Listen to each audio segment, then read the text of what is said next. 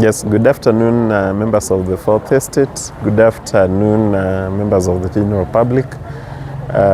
We gathered here to give a media brief so far on how far we've gone with the case of the disappearance of Brian Odhiambo. You would recall that in this matter I've been instructed by the family that is here with me, by the Independent Medical Legal Unit, that is IMLU, and Voco Africa.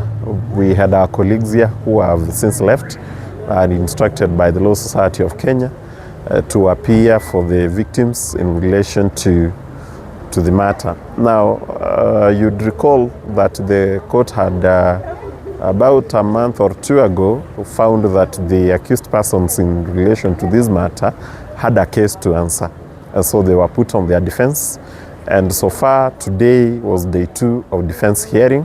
The accused persons have so far called 2 witnesses who have been extensively cross-examined by the prosecution as well as counsel appearing for the victim and the interested parties, that is IMLU and Voco Africa, as well as the Law Society of Kenya.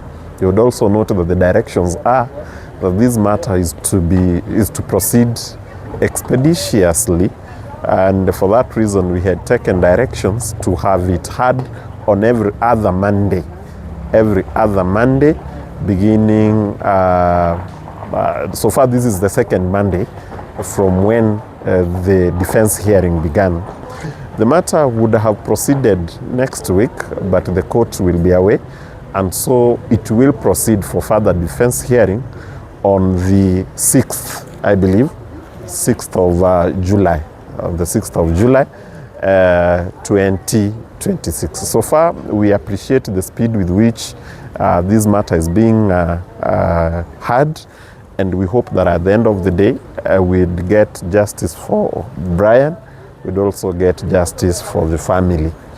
We continue, as we have done before, urged for continued calm and peace even as we pursue this matter in court. We are aware, may I say this, we are aware that on the 25th of June 2026, that is the day after, I believe tomorrow, yes, there have been calls for Kenyans to commemorate the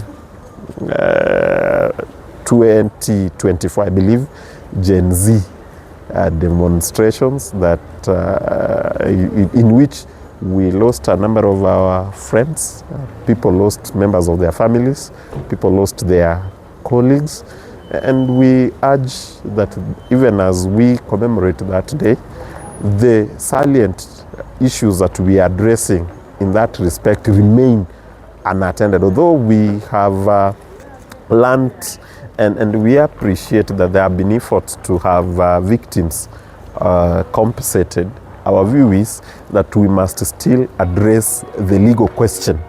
We must still address the legal question behind those, I recall there were abductions, behind those killings, extrajudicial as they were. And for our country, mainly, even if it's a legal question, it's also a moral question, that it must not go unanswered. This is not something we would want to sweep under the carpet. We said before, and we would repeat, Brian Odhiambo and the colleagues that we lost on June 25th, 2004, may not just be a statistic. May they remain as a stark reminder of the struggle that we've had in this country against extrajudicial killings, the struggle against, forced disappearances. And we are saying, one way or the other, these things must come to an end. And for the Gen Zs, it's your generation actually that is going to make these things come to a stop. So my view as counsel, I would ask you to both come out and make your mind known. Let those in authority understand where you're coming from. For us here as counsel, we'll be here to fight for the rule of law, and we are at your beck and call when you need us to. Thank you so much. God bless you. God bless Kenya. Unless you have questions for me. You mentioned the key highlights of today's session. Today's session, key highlights, I may not want to really discuss the merits of the case, but that we can all see the theory that the defense is pursuing. And you'd recall that our cross-examination has been to, the aim has been to flatten that theory. And in our view, the progress has been good. The second defense witness had his to say, and the rest of us had our questions to put to him. And we think that the answers they gave really satisfy our theory too. And at the end of the day, we believe that there is going to be justice. I'm saying this cautiously because then we have to avoid discussing, the merits or demerits of the case. It's active before court. Let's see how it pans out. Thank you so much.